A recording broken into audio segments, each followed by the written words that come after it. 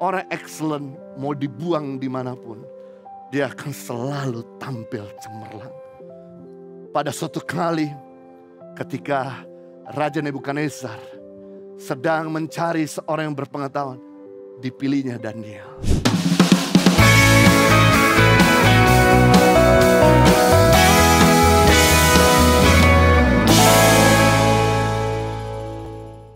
Yang ketiga, apa itu excellent? Memiliki akal budi. Akal budi adalah belajar untuk melakukan apa yang kita ketahui. Learning to do. Kemampuan untuk melakukan kebenaran. Ini menarik, Tuhan menciptakan manusia berbeda dengan Tuhan menciptakan hewan. Tuhan menciptakan hewan, dia berikan kepada hewan yaitu otak. Tapi Tuhan tidak berikan akal budi. Karena akal budi adalah kemampuan seseorang untuk melakukan apa yang dia ketahui. Sebab kecerdasan tanpa ketaatan menjadikan kita orang yang sombong. Pengetahuan tanpa karakter menjadikan kita orang yang jahat. Kekayaan tanpa moralitas menjadikan kita orang yang tidak punya nilai. Agama tanpa pengorbanan menjadikan kita orang yang munafik. Itu sebabnya pengetahuan perlu dilakukan. Itu namanya akal budi. Yang keempat, apa itu excellent? Menerangkan mimpi atau visi. Belajar untuk menjelaskan dan menerjemahkan visi. Learning to interpret. Kemampuan untuk melihat visi dan menyusun langkah-langkah menuju kepada visi. Karena orang yang punya visi, dia punya masa depan. Visi adalah kemampuan seseorang melihat sebuah akhir dari permulaan. Orang yang gak punya visi, dia seperti orang yang berjalan di tempat. Kelihatannya sibuk, kelihatannya bergerak, kelihatannya keringetan, tapi tidak kemana-mana. Sedangkan orang yang punya visi adalah orang yang bisa melihat ke depan dan kemudian menyusun strategi langkah-langkah untuk mendekati masa depannya. Dialah orang excellent. Yang berikutnya, excellent yang kelima, bicara soal menyingkapkan hal-hal tersembunyi. Learning to reveal the secret. Belajar untuk bisa kita mengekspos sesuatu yang selama ini kita gak pernah ketahui. Seperti di mana Daniel bisa melihat sebuah visi dan kemudian dia mengeksposnya. Sama seperti Yusuf di mana dia bisa melihat visi dan kemudian mengeksposnya, menerangkannya. Yang keenam terakhir, apa itu excellent? Menguraikan kekusutan. Learning to solve the problem. Kemampuan memecahkan masalah dan mengelolanya. Saudara, orang dibayar mahal bukan karena orang itu pintar menemukan masalah. Orang yang dibayar mahal karena orang itu pintar menyelesaikan masalah. Kenapa kita perlu datang ke dokter? Karena dokter bukan cuma pintar menemukan atau mendiagnosa penyakit kita. Tapi dokter pintar menyelesaikan masalah penyakit kita. Seandainya dokter tersebut tidak mampu untuk menyelesaikan masalah penyakit kita, maka kita akan tidak sungkan-sungkan untuk cari dokter yang lebih mahal, yang lebih pintar untuk bisa menyelesaikan penyakit kita. Orang dibayar mahal karena bisa menguraikan kekusutan. Inilah yang disebut dengan orang yang excellent. Nah, kita akan belajar orang yang excellent ini dari seorang yang bernama Daniel.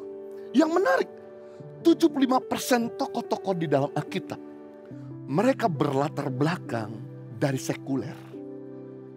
Atau 3 dari 4 tokoh yang ada dalam Alkitab, mereka berlatar belakang dari marketplace. Hanya jumlah sedikit sekali yang berasal dari keimaman.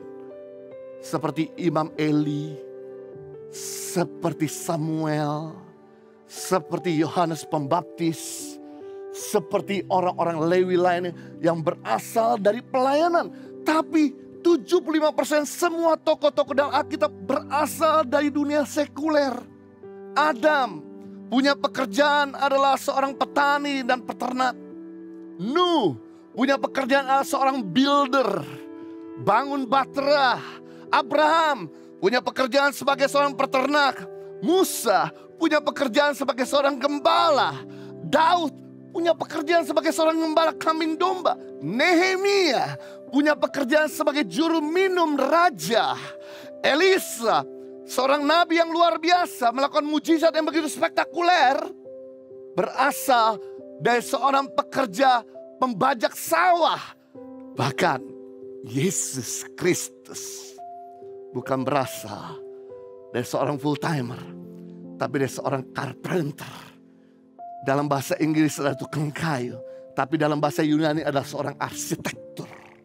Dan yang menarik, murid-murid Yesus rata-rata berasal dari dunia sekuler. 5 murid Yesus, Petrus, Andreas, Yohanes, Yakobus, anak Zebedeus, dan Filipus. Mereka berasal dari Betsaida, yang artinya adalah rumah jala. Mereka adalah seorang nelayan. Berikutnya, Yakobus, anak Alfeus. Dan yang kedua, yaitu Matius, berasal dari seorang pemungut cukai. Kita bisa melihat ternyata orang-orang ini berasal dari dunia sekuler, tapi mereka kemudian karena berprestasi, mereka dipakai sama Tuhan. Termasuk Daniel yang sangat remaja. Ketika dia remaja, negaranya dijajah sama Babel. Orang-orang Babel mengambil orang-orang yang beredukasi dari orang-orang Yahudi dan membiarkan hidup dan tinggal orang-orang miskin yang tidak beredukasi tetap tinggal di Israel. Tapi yang menarik, sekalipun Daniel adalah seorang tawanan, sekalipun Daniel adalah seorang perantau di negara orang lain, yang namanya emas, yang namanya berlian, dia selalu bercahaya. Sekalipun berlian ada di dalam lumpur, saudara, berlian tidak pernah panik. Berlian akan terus memberikan terang yang excellent. Karena dia tahu suatu kali orang lewat dan melihat berlian itu dan mengambil serta menempatkan di tempat terhormat. Orang excellent mau dibuang dimanapun, dia akan selalu tampil cemerlang.